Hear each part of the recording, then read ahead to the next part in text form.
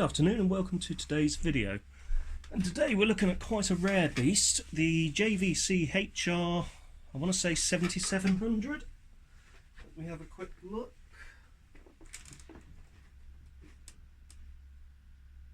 The HR7700EK.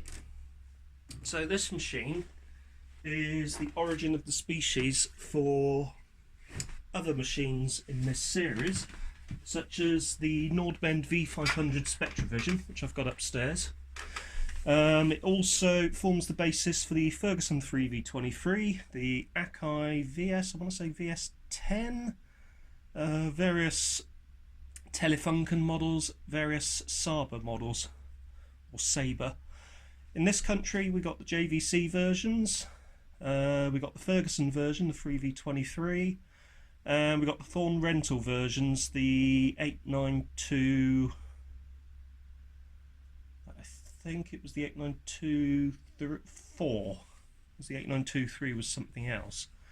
So the rental versions were typically badged up as Baird or multi-broadcast, from what I recall. Now, this machine has not been powered on since 2015. I've got it connected up to the Pi, so excuse the flicker. I'm going to try and angle the camera so I can get rid of the flicker.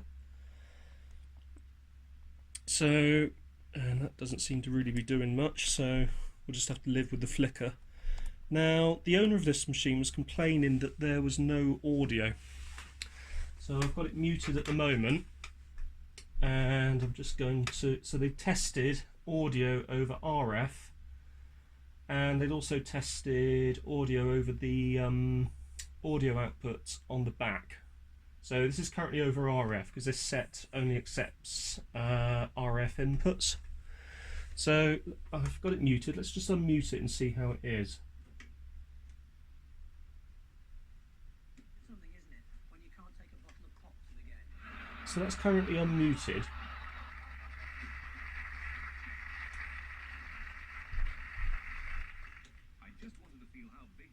And the sound seems to be absolutely fine. So what I might do is I'll get the lid off and we'll take a look around inside to see if there are any loose connections or dry joints on the soundboard. I've got a spare machine which is cosmetically challenged, let's say, so I'll be removing the spare board from that, the soundboard from that, and we can actually supply that board with this machine so that the owner has a known good spare. We'll bring the other machine up for testing shortly. So what we're going to do is, let's just unmute this and check it's still making sound.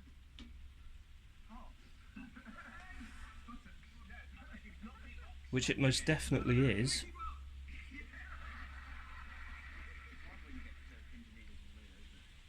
Incidentally, let's have a chat about the Pi whilst we're thinking about it. So, this morning, the Pi uses an A42-556X tube. So this morning I decided to hook up the BK tester that I recently acquired to see how the tube was performing. I managed to get every dial to read. So I got red and blue to read, except green. So I couldn't set the G2 voltage for green. However, red and blue were showing a little lower down in the green section on the gauge. So I gave those a boost, and it seems to have brought back certainly red and blue. I also boosted green, even though I couldn't set the G2 voltage.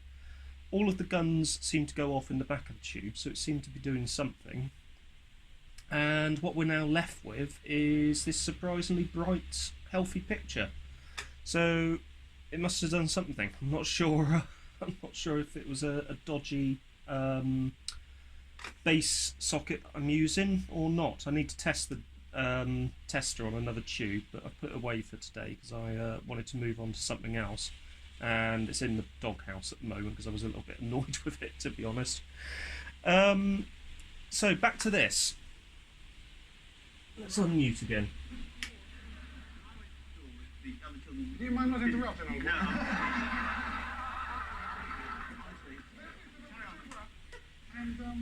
working fine. No problems at all. So what I'm going to do, I'm going to leave this in the background playing, and I'm going to grab the other machine, hook that up to the TV, and we'll actually see if that one works okay. It'll also give us a good look at the visual difference between the genuine JVC and one of the Ferguson clones. One of the Thorn clones, rather. So, the Telefunkens and the JVC versions and the Nordmen's all share a similar appearance to the JVC, but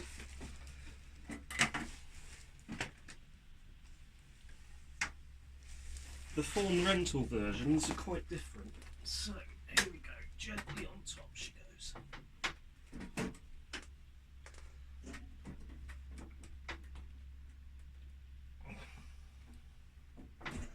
So the first big difference, if it was actually fitted, is the front flap on the JVC, which is there. On here would actually cover all of the buttons.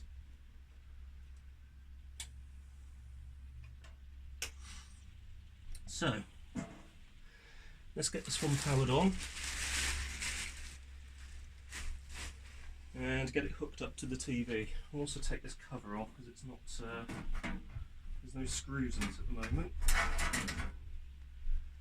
We can have a look inside of it. So, there's a clear reason why this one is a spares set. As you can see, it's cosmetically challenged, filthy inside. And I last tested it several years ago, so I'm not actually sure if it still works. So, let's get it powered up and get it on hooked up to the TV. So, for reasons of safety and the fact that dust can harbour moisture,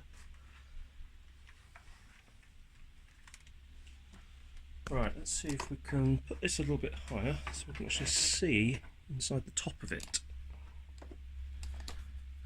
Collapse down the tripod a little. And down we go. And focus on the machine. So, here we go.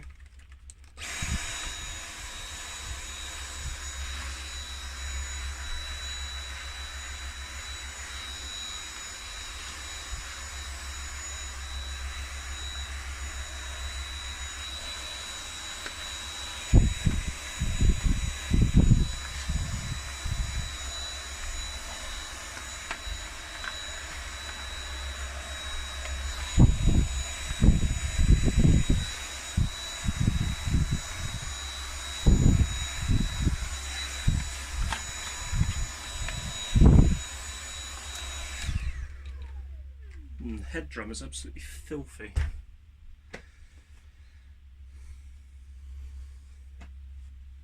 Let's plug it in and see what happens.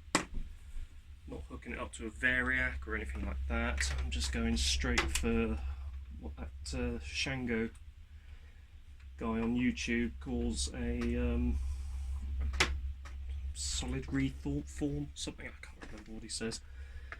His channel's well worth watching if you enjoy electronics and resurrection of old electronics. He does do some particularly interesting things on there. And that's Shango 66. I can't remember, but yeah, it's well worth a look. Right, here we go. Find the power switch.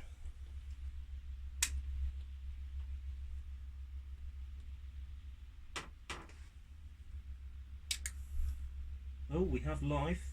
We have no front display, but I'm not going to hold that against the machine. Right, let's just check the sound on this.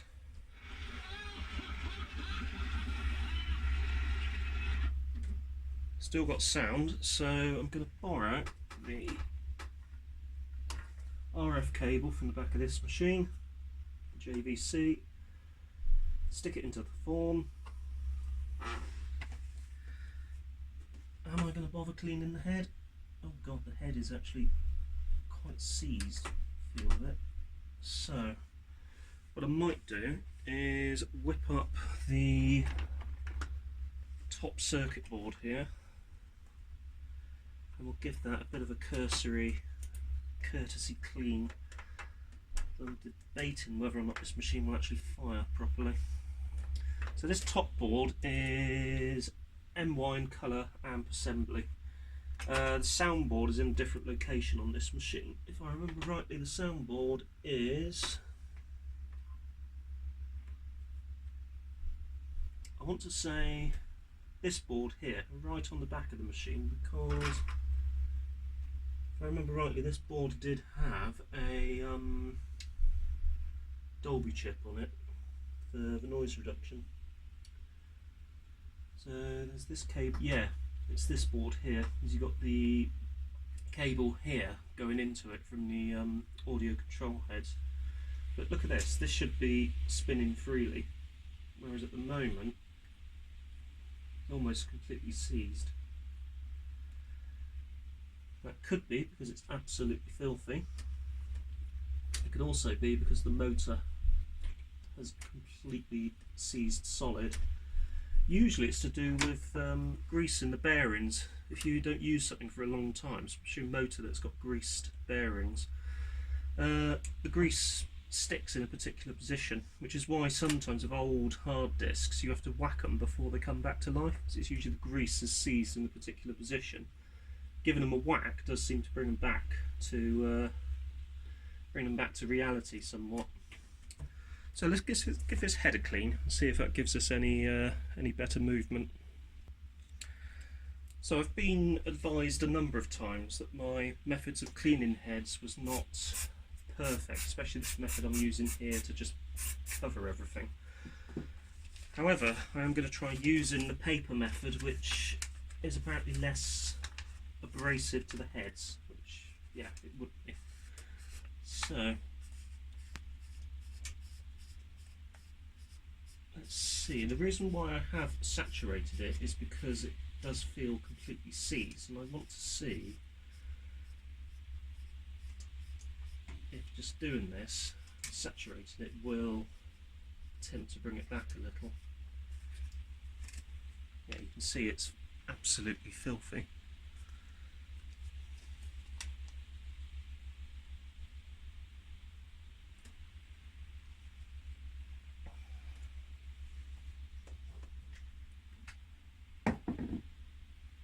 So, yes, I know I'm going in there with a cloth, but I'm staying away from the heads themselves. I'm just cleaning the lower drum and this whole area within here, just to get rid of anything that may have got into there.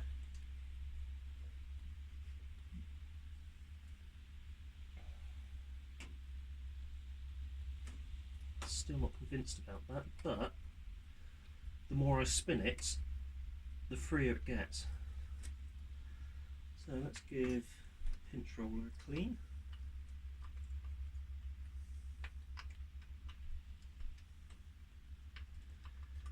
Again, not the most perfect of cleans, but it should do the job.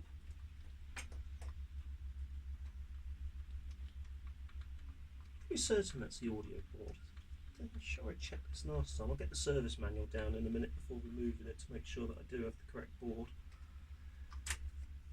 So that's the pinch roller. Yes, I know, but I'm not touching the heads. I just want to clean all of this off. Move the heads out of the way. Clean. Alright, let's pop a cassette in and see what happens.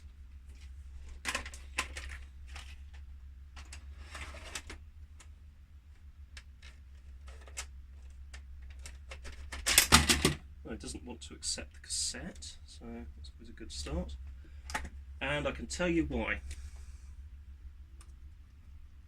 Video lamp is blown, or has blown rather. And that's why it's blown.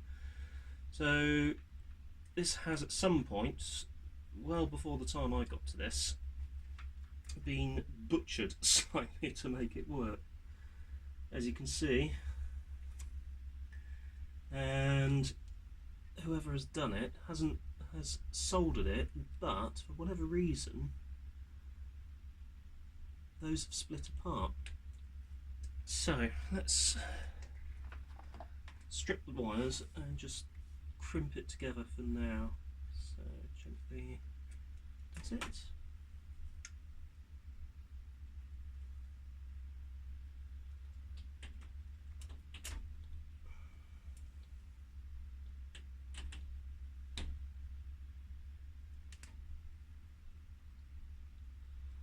Really should be using my proper wire strippers, but hey. So I'll take it out of the board completely. That's one.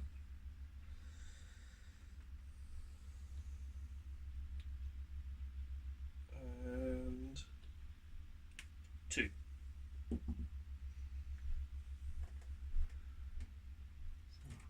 Power the machine down. There we go. So the video lamp is going to be off, so I'm not going to short circuit it or anything. Come down into here. And plug it back into the lower board, which is fiddlier than it looks, to be honest with you. That's in. So we've got this one. We will crimp that over. Leave that there for the moment. Grab the other one.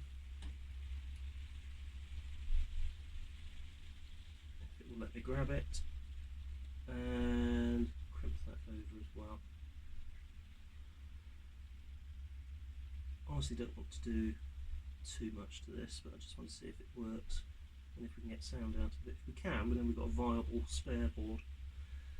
Move this cable out of the way of the tape path. So the best thing to do is pull those off again and come out of here and go down underneath the pinch roller, underneath the capstan. Keep it as low level as you can. If I was going to do this properly, I would be putting it in slightly differently. So coming out, actually probably on a similar trajectory to the one I'm following. The trick is to keep it away from anything that moves. Right, so let's grab that. Just twist those together. Make sure they're not touching anything. And yeah, I think we've actually got a dead bulb, unfortunately. So we can't really test this machine any further. Not the end of the world, because it's not in the best of shape anyway.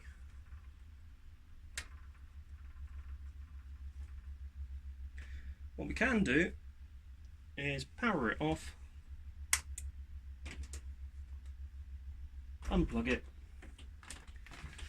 and remove the soundboard from the back, which can then go off to be a useful spare. So to do that, we need to first off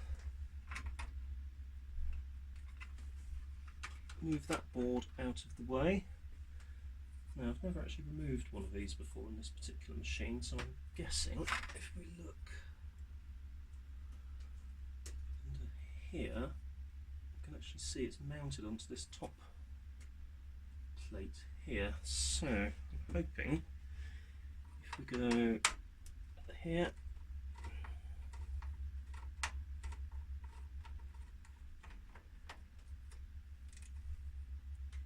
and here,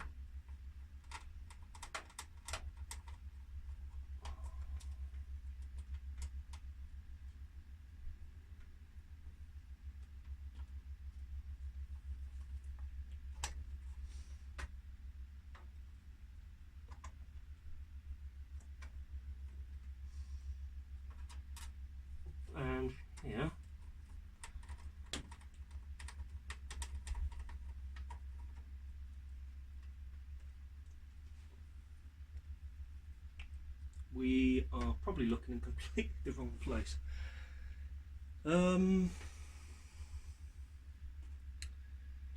Right, let's whip it around.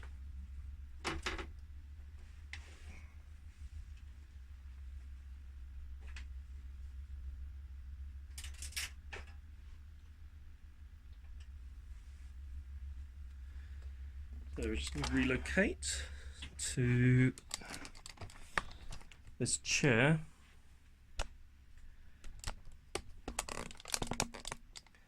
So I'm hoping that if I remove the back panel, you can already see that the machine's been raided for a couple of these feet, which is not unusual.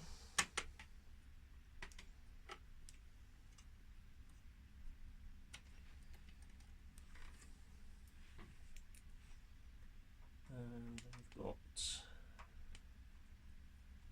this one.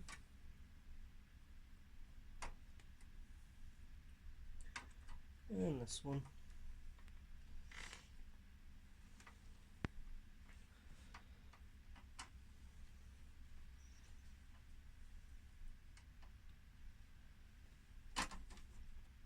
And there we go, there's our board.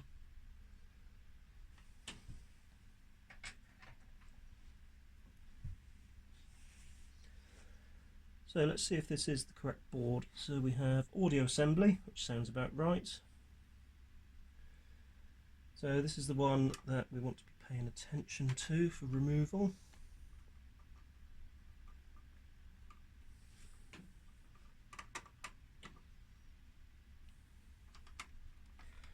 What I was trying to move looks like it's one of the main conduits, or rather the main sort of bracing panels for the actual structure of the machine, so don't really want to touch that too much. Anyway, here's the board.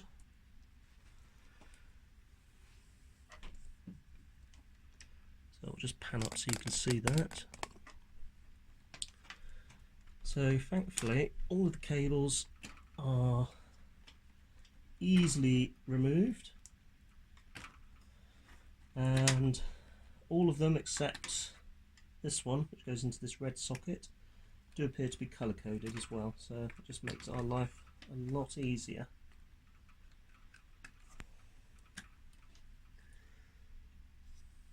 So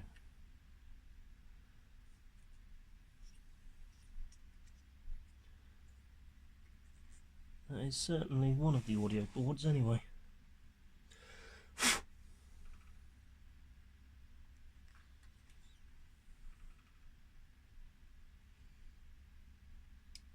Audio assembly. And what else does it have? Audio, PWB.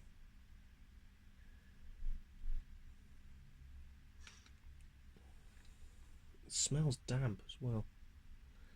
It's that weird, if you've ever been to a scrapyard, is that sort of smell you get when you sit in cars with leather interiors, which have been sort of exposed to the elements somewhat. It smells a bit like that.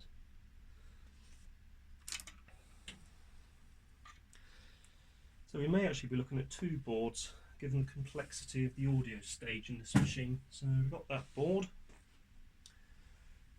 Let's plop it upright. Right, this board is MY colour amp assembly. I think we've already been there. That's the colour amp PWB.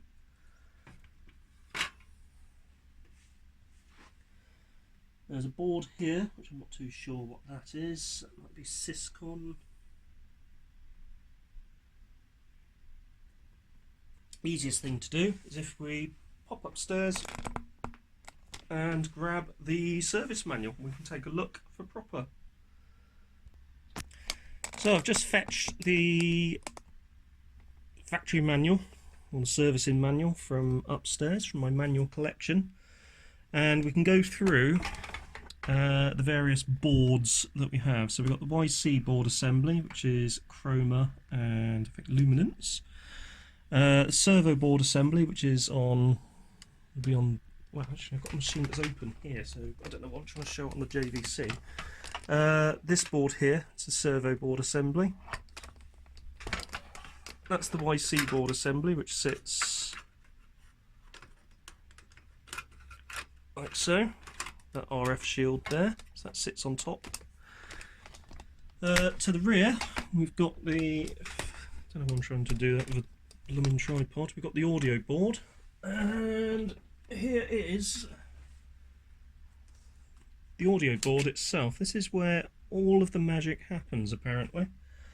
We also have a pre-record board assembly, which is this board at the back of the head. There's a junction board assembly, which is there, which if I do this, is this board here. So that's our junction board assembly. We've also got the power supply board assembly, which is going upside down now. This bad boy here on the other side of the machine. We've got the mechanism control board, which is underneath the machine. I can't be bothered to take the bottom off, so I'll just have to imagine that that's there. We also have TT board, which is, do you know, I've got to be honest, I'm not sure what that is. Oh, tuner and something else. So that's on the other side by the power supply. We've also got the display board, which might be on this machine the reason why we don't have any frontal display. The other reason is we could have a vacuum fluorescent display that's gone to air. So that's the tuner board. This board is the tuner IF board. Now, we've got the servo board assembly. Servo 2 assembly. Servo board assemblies. There are two servo boards. So we have this board and this board here. Both of those seem to be serving the servo. So I've taken out the audio board, and the audio board is this one here. So let's have a look over it and see what we have. There looks like a raised pin here, which probably indicates a scoping point or a test point. There's another one here, which is probably another test point. Got some kind of solenoid there. I'm not sure what that is for, as a reed switch rather, so that might actually be a switch for something. Obviously it is a switch for something, I'm not sure what. What we can do, if we're not certain what the board actually does, is there is a description further back, which is always handy to look at. So we've got circuit description. So it covers the video circuit, but the one we're interested in is the audio circuit.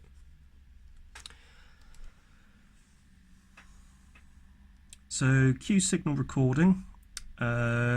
Q signal is recorded on the tape and employed for Q stop functions. The Q signal recording circuit is included in the audio circuit system. So on the audio board, X14, X15, X20 and IC3 form the recording Q circuit. So if we go on the other side, we can find IC3 quite easily because ICs are generally easy to find. There's IC1, IC9, IC2, IC4,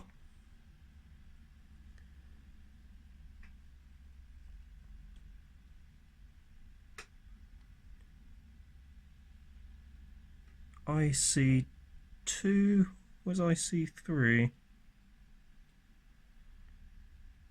Oh, where are you?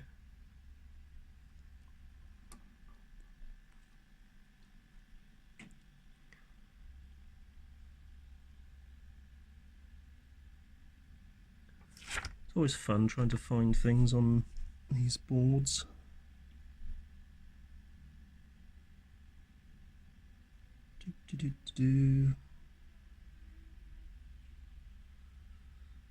IC1, IC2. Hang on a minute, that is a 9. Yeah, that is a 9. So IC3 has got to be in this region, logically.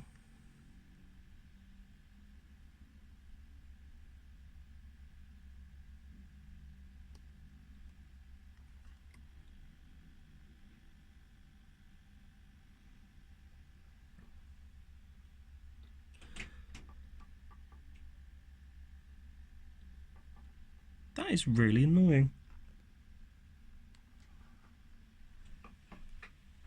I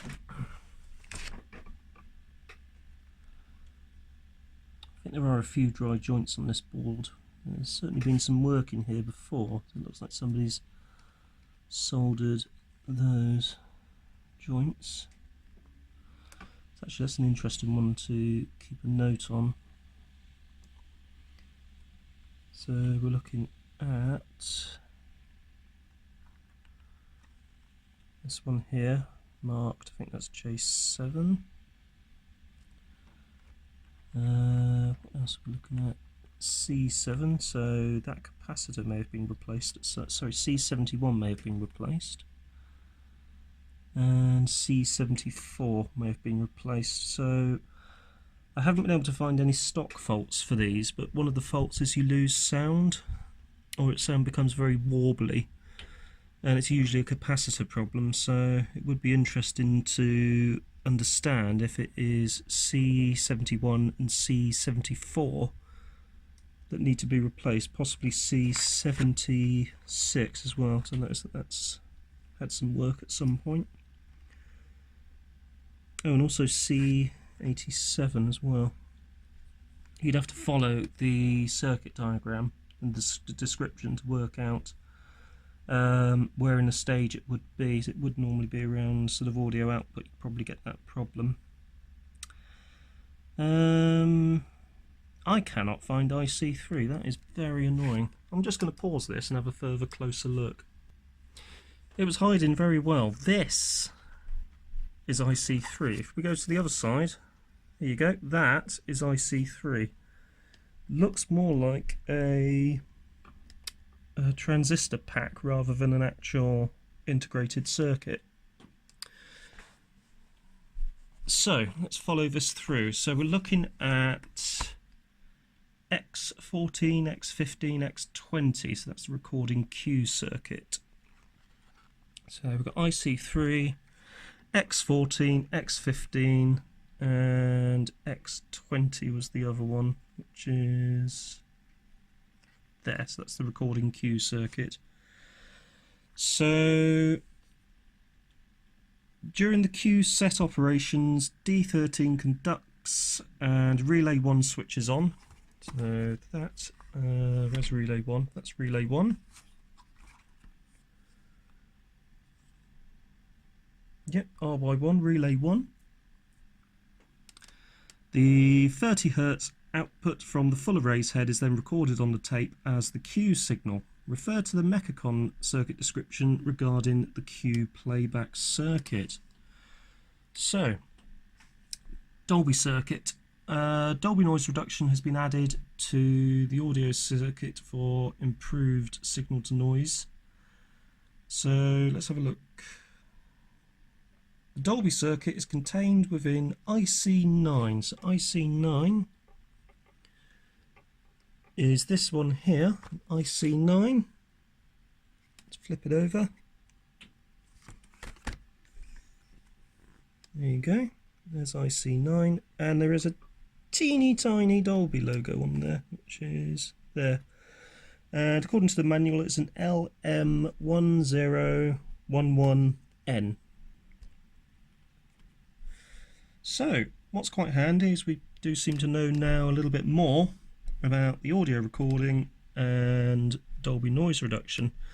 So we know that it centres around IC9 and X14, 15, 20 and IC3. So she gives you the voltages to measure. So unregulated 20 volts to IC3 pin 7, 30 Hz square wave from IC3 pin 6 goes to the bases of X14 and X15. Then to relay 1 normal open terminals. During the Q set, output D13 conducts and relay 1 switches on. The 30 Hz output from the full arrays head is then recorded to the tape as the Q signal. We've already done that. Excuse the flicker, that's because we have the JVC going in the background. If we unmute it, let's see if sound has gone. No, still seems happy. So, let's see if there's anything else audio related in the circuit description.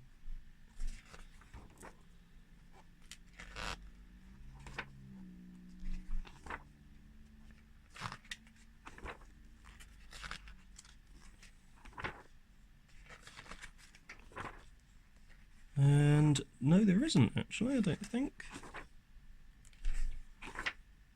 Microcomputer principle.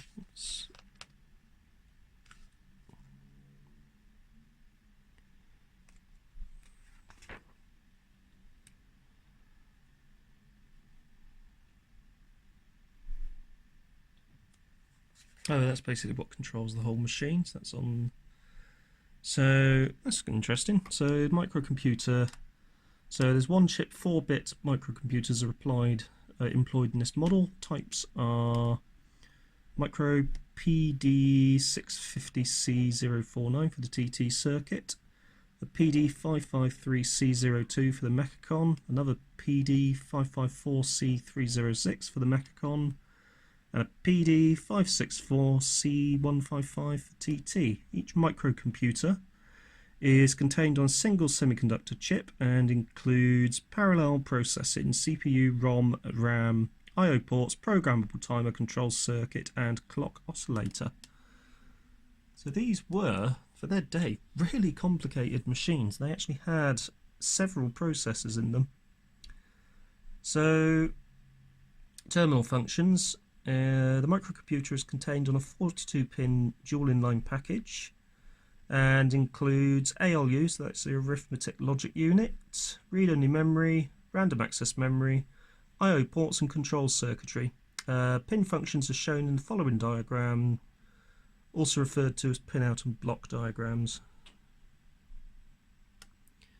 And it actually gives us a nice rundown of what all of these ports actually do. It is absolutely fascinating. It really does show you just how complicated these machines were. We've got this rather cool block diagram as well.